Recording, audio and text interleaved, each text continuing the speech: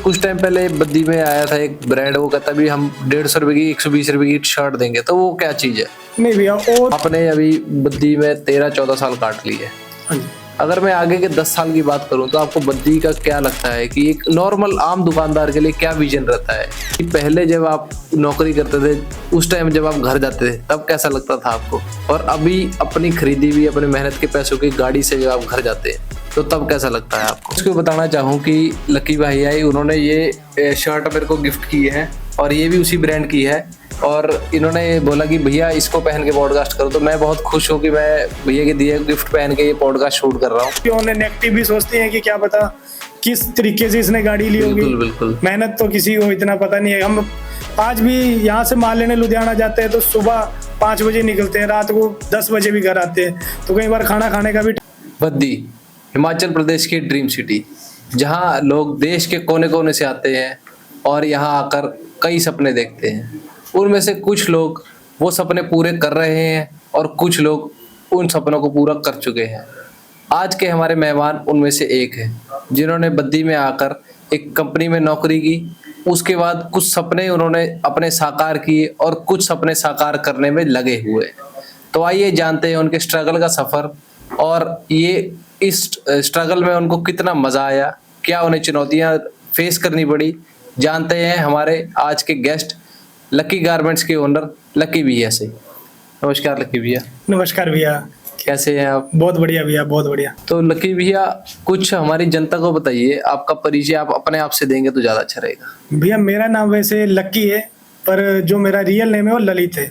ललित शर्मा के नाम से वैसे मेरा जो रियल नेम है, पर अब तो पहचान लक्की के नाम से बन गई है जी। मेरी शॉप भी लक्की गारमेंट के नाम से ही है, मानपुरा में, ये बद्दी के नियर बाई है। हाँ जी। तो आपकी लकी गारमेंट्स बहुत मशहूर शॉप है, और हमने देखा कि पहले आप ऐसा सुना हमने कि पहले आप नौकरी करते थे और अब आपकी अच्छी खासी दुकान है, एक नहीं बल्कि 4-4 दुकानें हैं। तो उसके बारे में आपको जर्नी बताइए कि कैसी रही हो। जी भैया, मैं 2012-13 में घर से निकला था, तो जब मैं बद्दी आया कोई भी ऐसा मेरी किसी खानदानी में भी किसी ने कोई बिजनेस नहीं किया था। अच्छा। मैं एक इकलौता हूँ जो बिजनेस की तरफ जिसने रुख किया है। तो जब मैं बद्दी आया तो बद्दी मेरा ऐसा कोई भी पर्पज नहीं था कि मैं वहाँ पर जाके बिजनेस करूँगा। जब आया मैं एक छोटी सी नौकरी झाड़ माजरी में कंपनी थी रेनवैक्सी के नाम से, उसमें मैंने 2-3 साल काम किया। उसके बाद काम करते करते मैं जैसे शॉपिंग के लिए जाते ही लोग, मैं शॉपिंग के लिए निकल गया।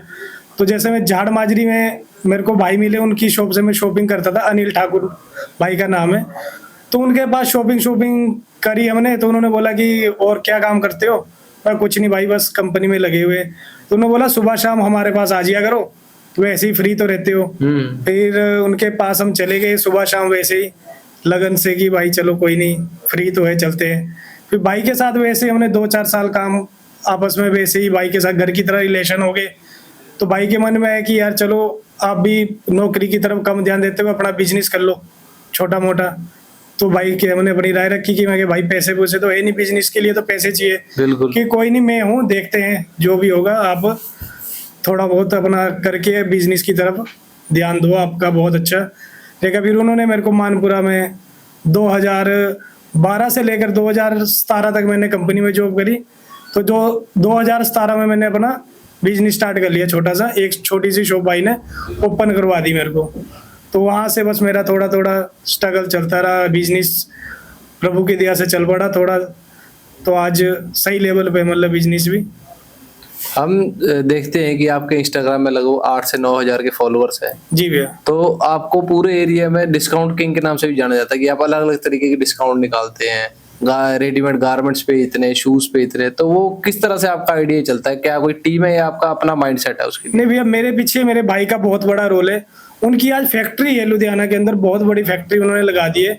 उनका अपना ब्रांड भी उन्होंने अभी लॉन्च किया है, मेंचर के नाम से भी उन्होंने अभी अपना ब्रांड ये अपना ऑल इंडिया पे उन्होंने उतार दिया है। अच्छा।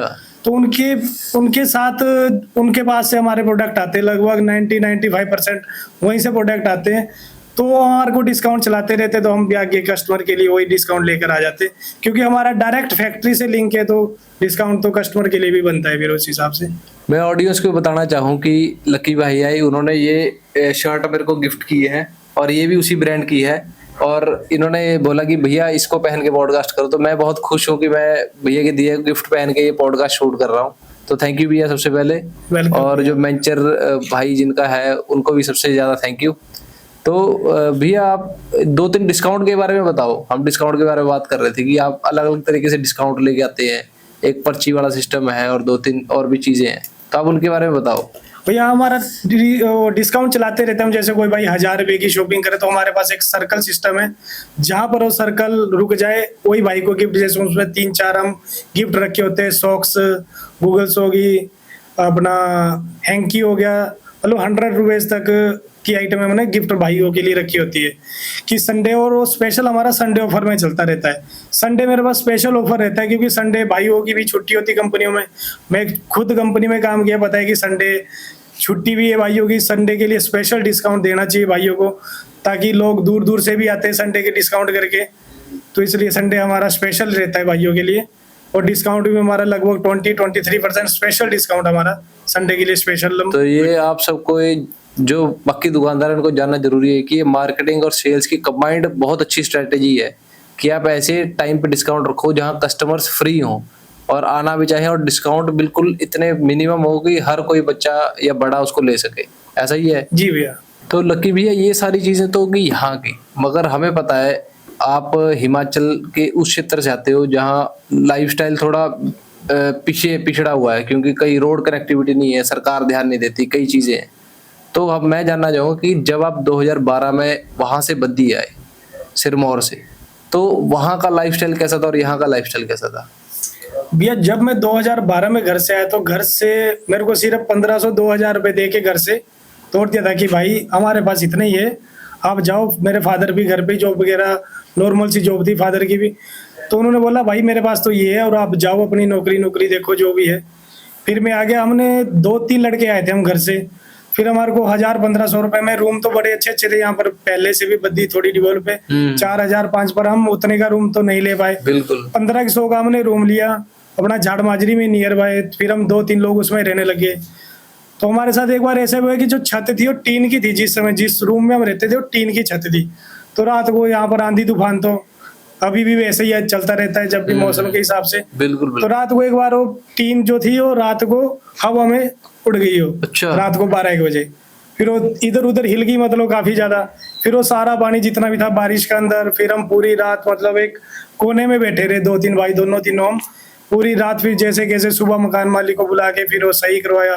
तो अभी आप जैसे अपनी दुकान में बैठते हैं तो वो चीज याद आती है याद आती है कि ऐसे ही छत भी हमने देखी हुई, ऐसे सीन भी हमने देखा हाँ हुआ जी, है। हाँ जी, बिल्कुल। तो उस टाइम कैसा लगता है आपको कि जब आप भगवान को कितना शुक्रिया अदा करते हो? बहुत ज्यादा भगवान का शुक्र अदा करते हैं। सबसे पहले मैं अपने बड़े भाई का, जिन्होंने मेरे को यहाँ तक पहुंचाया है, अनिल ठाकुर, जो डिस्ट्रिक्ट मंडी से बिलोंग करते हैं। उनका भी आज बहुत बहुत अच्छे लेवल पे काम है। मेरा तो चलो जो है थोड़ा बहुत है, पर उनका भी बहुत बड़े ओहदे पे काम है इस टाइम। अगर हम बात करें कि सिरमौर में उस टाइम क्या मिलता था और बद्दी में क्या मिलता था, कई चीजें होती है ना कि कई गांव के लड़के निकलते हैं तो वो नई चीजें देखते हैं। तो आपने उस टाइम कोई ऐसी 3 या 4 चीजें बताओ जो आपने नहीं देखी कि ये भी चीज होती है यार, ये भी दुनिया में चल रहा है, हम तो बहुत पीछे रहते हैं ऐसे। यहाँ पर आके हमारे को ये लगा कि यार जैसे लोग कहीं अच्छे अच्छे लड़कों से भी मिलना हुआ, कपड़ा कुपड़ा, रहना ठहना उनका। अब वो जो गांव में लोग नॉर्मल से ही वही 400-500 तक के शूज की अच्छे लगते बंदे को। यहाँ पर आके हमारे को पता चला कि नहीं, लोग 5000-4000 के भी लोग शूज पहन रहे। तो हम उस तक एफर्ट तो नहीं कर सकते थे, पर लगता था कि चल कभी हमारे पास भी हो। अब हमारी तो वही थी कि 200-300 रुपए की कमीज और 400-500 रुपए की पैंट एक बहुत अच्छे लेवल पे भी अच्छा है। और अगर हम रिसोर्सेज की बात करें कि जैसे मान लो यहाँ का रोड कैसा था, चलो रोड तो अभी खराब है, मगर 2012 में यहाँ पे रोड ठीक था, तो वो कैसा था और वहाँ का रोड कैसा अगर हम मानेंगे? रोड तो लगभग दोनों ही तुलना में एक जैसे ही है। वहाँ पर भी कच्चे काफी ज्यादा, जो एक बार रोड पक्का हो गया वो समझो कि 5-7 साल तक पक्के होने की कोई उसमें उम्मीद है नहीं। यहाँ पर भी ऐसा ही है। यहाँ पर भी काफी टाइम से रोड वैसे ही चला है। रोड तो कोई खास इम्प्रूवमेंट नहीं हुई है, आज भी वैसे ही है। पहले भी मेरे को तो लगभग वैसे ही लग रहा है, कुछ ज्यादा रोड में तो कोई ज्यादा इम्प्रूव हुआ नहीं है। अभी अगर हम बद्दी की बात करें तो लगभग 60 से 65% बंदे यहाँ पे बाहर के हैं।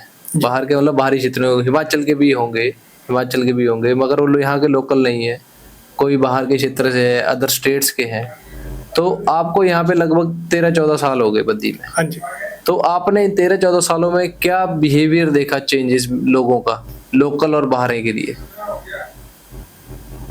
व्यवहार के तौर पर अगर हम बात करें या कोई भी साथ देने के तौर पे बात करें, तो आपको कैसा लगा? वैसे दोनों ही लोग अच्छे भी है बुरे भी है, काफ़ी मेरे फ्रेंड सर्कल भी है मानपुरा में भी, कई लोग अच्छे भी मिले। पर आदमी जिस हिसाब से अपने आप डलना, जैसे मैं नशे के बिल्कुल खिलाफ हूँ, नशा 1% ना करता हूँ, ना उनके साथ मेरी यारी दोस्ती है, तो नशे के बिल्कुल खिलाफ हूँ। नशे वाले मेरे को वैसे भी लड़के भी पसंद नहीं है। मैं खुद अपने आप भी 1% कोई बिल्कुल कोई नशा नहीं है, ना मेरे वैसे कोई फ्रेंड सर्कल है।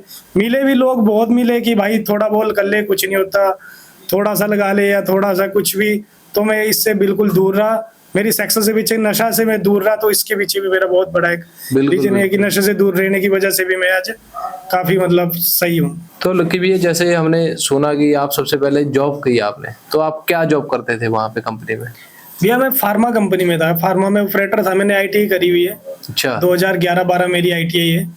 फिर ITI के बाद मैंने रेनवैक्सी में जॉब करता था। मैं F90 नाम से मशीन होती थी, कैप्सूल फिलिंग मशीन, उस पर मैंने 2-3 साल ऑपरेटरी करी है। अच्छा। हाँ जी। तो अगर उसके बाद एकदम से जब आप शिफ्ट हो गए, तो आपको क्या स्ट्रगलिंग फेज उसमें दिखा आपको कि यार ये बढ़िया था यार, एक जगह बैठ के काम करी जाओ, कि या फिर आपका मन लगता था कि यार मेरी दुकान है, मैंने जाना टाइम से और सामान लेके जाना है? कंपनी से, जैसे मैंने कंपनी से पहले मैंने कंपनी में भी थोड़ा झूठ बोला, कंपनी से मैं निकल गया झूठ बोल के कि मेरी मैरिज मेरी थी नहीं। मैंने 1 महीने की कंपनी से वैसे ही 1 महीने की छुट्टी ले ली कि मेरी सेल्फ मैरिज है और मेरे को 1 महीने के लिए छुट्टी दे दो। अच्छा।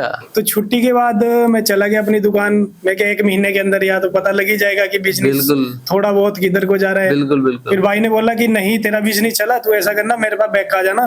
कंपनी में मेरे को 6,000 रुपए मिलते थे। भाई ने बोला 8-9 हजार रुपए तेरे को मैं ही दे दूंगा, तो कंपनी वापस नहीं जाना है तो मेरे पास वापस आ जाना। अच्छा। वैसे मैंने फिर 2017 में शॉप ओपन कर ली। फिर मेरे पास आने जाने के लिए स्टार्टिंग में बस में गया मैं 1-2 बार। फिर भाई ने मेरे को वैसे ही कि बस तो टाइम टू टाइम जाएगी, जो अपनी शॉप तो सुबह 8 साढ़े 8 बजे खोलनी ओपन जरूरी है। फिर भाई ने मेरे को स्प्लेंडर बाइक लेके दे दी कि तू ऐसा कर, इस पे अप डाउन कर।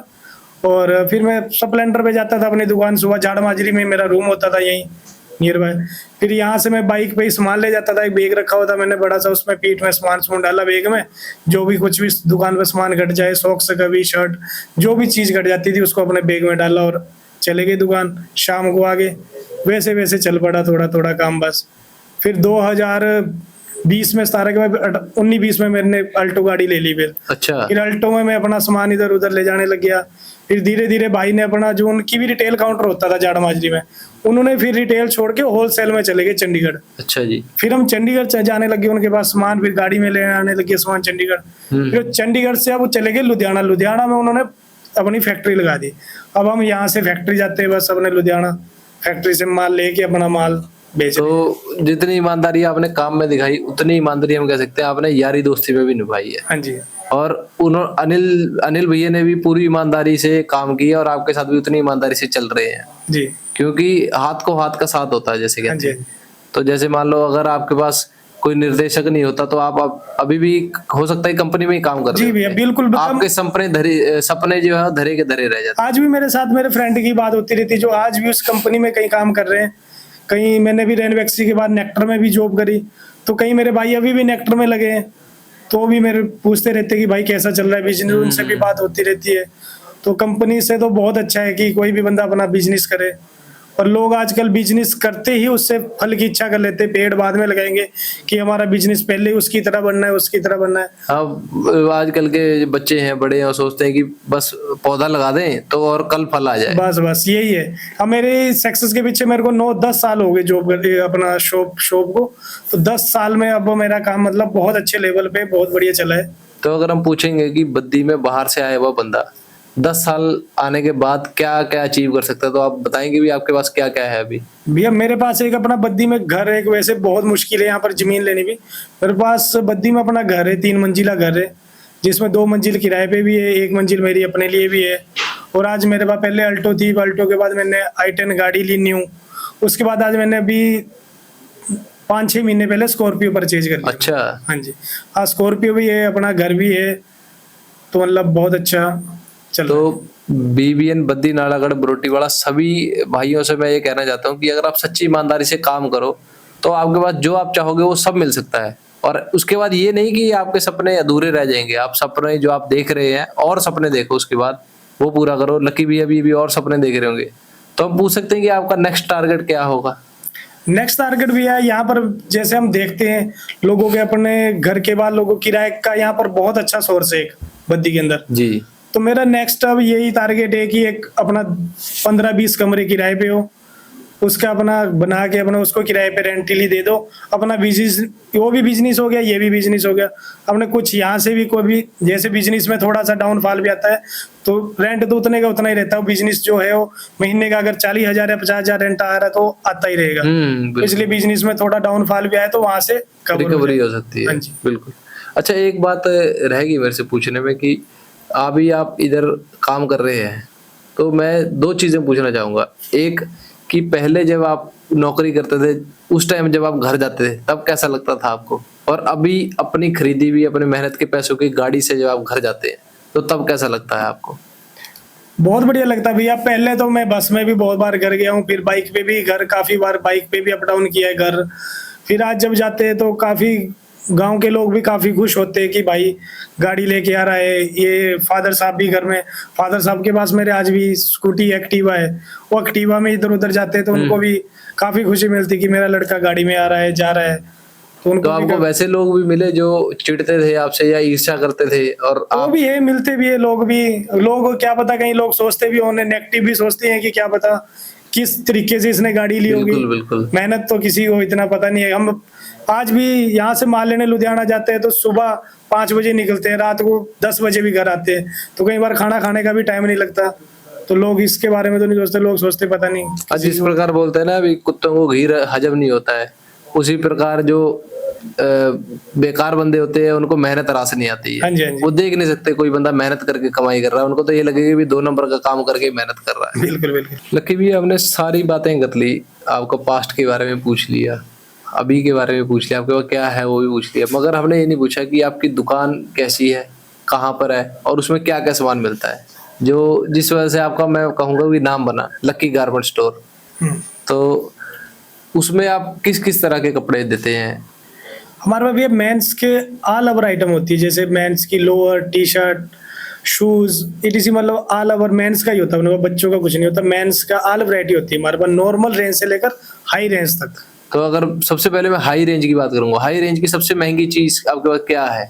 हाई रेंज में हमारे पास अपना जीन्स आ जाती है, जैसे 1500-1600 तक की हमारे पास जीन्स अवेलेबल मिल जाती है। ठीक है। और शर्ट भी अपने पास 800-900 तक की जैसे शर्ट अवेलेबल एट टाइम होती है हमारे पास। और लोएस्ट अगर मैं पूछूंगा जो बंदों को सबसे प्यार है, क्योंकि मैं भी चाहता हूँ कि मेरे को अच्छी रेट पे बढ़िया चीज मिले। हमारा भी वैसे जो मोटिव रहता है, पैंट शर्ट का कॉम्बो हम 999 में पैंट शर्ट का कॉम्बो अच्छा अवेलेबल करवा देते हैं बंदे को। मार्केट में निकलेंगे आप तो 800-900 रुपए की करली पैंट मिलेगी आपको, तो हम 999 में आज भी हर संडे हमारा लगभग ऑफर चलता रहता है। 999 पैंट प्लस शर्ट का, पैंट प्लस टी शर्ट का, इस तरह से हमारे ऑफर चलते रहते हैं 999 में दोनों चीजें। ठीक। तो आप एक रेट के साथ साथ क्वालिटी भी बेचते हैं? बिल्कुल, क्वालिटी भी, गारंटी भी रहती है? हाँ जी, हाँ जी, बिल्कुल। पैंटों की भी हम जैसे 800-850 रुपए की जीन होगी उसकी विद रिप्लेसमेंट देते हैं कि भाई कलर चला गया तो उसकी पूरी गारंटी रहती है। अभी उसमें कुछ टाइम पहले बद्दी में आया था एक ब्रांड, वो कहता भी हम 150 रुपए की 120 रुपए की शर्ट देंगे, तो वो क्या चीज है? नहीं भैया, वो वाली क्वालिटी तो बिल्कुल लो क्वालिटी होगी, उसमें तो हम डीली करना भी नहीं चाहते। वैसे भी देने को तो हम भी दे देंगे उसी तरह से, और कंप्लेंट फिर लगभग 99% उसमें कंप्लेंट आएगी, तो क्या फायदा है वैसी चीज। क्या चीज होती है वो इतने सस्ते में कैसे कोई दे देता है सामान? भैया अब उनका वो अपनी बोलते थे कि फैक्ट्री है, पता नहीं है, पर हम उस बारे में ज्यादा डीपली जाते नहीं, क्योंकि हमारी अपनी फैक्ट्री है, ब्रदर की अपनी फैक्ट्री है, तो हम लगभग चाहते हैं कि कस्टमर को अच्छी चीज दे, लॉन्ग टाइम काम करे। अब 10 साल हो गए मेरी शॉप को, तो 10 साल में मतलब मैंने बहुत कुछ कमाया है 10 साल में, तो हम सिर्फ क्वालिटी के नाम पे ही कमाया है। देने को तो हम भी 100 रुपए 200 रुपए की जीन दे दे, पर फायदा कोई नहीं। कस्टमर एक बार तो कोई भी लेके जाएगा, कस्टमर तो है जो रिपीट लेके जाए, बार बार आए, बिल्कुल बिल्कुल। पहली बार तो कोई भी आ जाता है। हाँ जी, पहली बार तो दुकान का शटर कोई भी खोल सकता है, बिल्कुल है नहीं, मगर जो दोबारा है उसको कस्टमर बोला जाता है। कस्टमर बोलते हैं। बिल्कुल सही बात है आप। मेरे पास आज भी जो 10 साल पुराना कस्टमर है, आज मेरे पास फिर से रिपीट होके जा रहा है कस्टमर। तो इससे बड़ा तो और क्या ही चाहिए। क्या ही चाहिए, बस दुकानदार क्वालिटी। जो कोई किसी ने नया काम भी करना हो तो क्वालिटी पे ध्यान दो। क्वालिटी बंदा पे देगा तो ही कस्टमर रिपीट होएगा, नहीं तो कस्टमर रिपीट नहीं आएगा। तो एक मेरा लास्ट सवाल है कि आपने अभी बद्दी में 13-14 साल काट लिए। हाँ जी। अगर मैं आगे के 10 साल की बात करूं तो आपको बद्दी का क्या लगता है कि एक नॉर्मल आम दुकानदार के लिए क्या विजन रहता है? कैसे समझने? कि आप अभी 12-13 साल से यहाँ पे काम कर रहे हैं, आपकी 10 साल से दुकान है अपनी, तो अगर मैं आगे के 10 साल मतलब आज 2026 से 2036 तक की बात करूं तो एक आम बद्दी का दुकानदार क्या सोचता है, किस विजन से चल रहा है आपको? भैया देखो, काम जिसका अच्छा है उसका काम अच्छा ही रहेगा। जो क्वालिटी पे काम कर रहा है, काफी हमारे पास कई लोग अभी भी बोलते हैं कि भाई मंदा हो गया, बहुत ज्यादा मंदी होगी। चलो मंदी तो 1-2 महीने रहती हो तो दुकानदार को भी झेलनी पड़ती है। पर अगर कस्टमर इंस्टाग्राम पे आ जाओ, इंस्टाग्राम पे वीडियो वगैरह अपलोड करो, वीडियो वगैरह डालनी स्टार्ट कर दो। मेरे भी इंस्टाग्राम पे 8-8.5 फॉलोवर है। तो कस्टमर को टाइम के हिसाब से डिस्काउंट भी दो। कहीं क्या है कि अपने नई दुकान कर लेते हैं, कस्टमर रेट उसी स्टार्टिंग में ही हाई कर लेते हैं कि एकदम से ही बड़ा आदमी बन जाना है। तो अपने रेट पे मेन ध्यान देते हुए, क्योंकि मार्केट में कंपटीशन है, नॉर्मल सा जायज सा रेट रख के बिल्कुल अपना सामान कस्टमर के सामने बिल्कुल लो से लो रेंज भी रखनी चाहिए और हाई से हाई रेंज सारी रखनी चाहिए। भैया कहने का मतलब ये है, मगर अपना मार्जिन एक फिक्स रखना चाहिए। हाँ जी, हाँ जी, बिल्कुल। परसेंटेज के हिसाब से मैंने 5% या 10% रखना है मार्जिन, जिससे मेरी दुकानदारी और मेरा घर चल सके, आराम का ना खाऊं मैं। बिल्कुल बिल्कुल है ना? हाँ जी। तो भैया जिस प्रकार आपने गिफ्ट दिया है उसी तरह हमारे एक टीम की तरफ से एक छोटा सा गेस्ट ऑफ ऑनर रहता है हर एक गेस्ट के लिए, तो हमारे टीम मेंबर अंश आपको देंगे। थैंक यू भैया। तो ये हमारी तरफ से एक छोटा सा गेस्ट ऑफ ऑनर रहता है कि आपने इतनी मेहनत करी है, बद्दी में आप कर रहे हैं, और कोई ना कोई इस वीडियो को देख के जरूर आपसे इंस्पायर होगा। जो आज भी बद्दी में जॉब कर रहा है वो जरूर चाहेगा कि मेरा अपना छोटा से छोटा काम हो, गाड़ी छोटी हो, घर छोटा हो, मगर काम अपना हो। जी बिल्कुल। तो बहुत बहुत धन्यवाद। ठीक है भैया। तो बहुत बहुत धन्यवाद आपका पूरे पॉडकास्ट को देखने के लिए। सभी का धन्यवाद, और लाइक करें, शेयर करें, सब्सक्राइब करें शुड टॉक्स।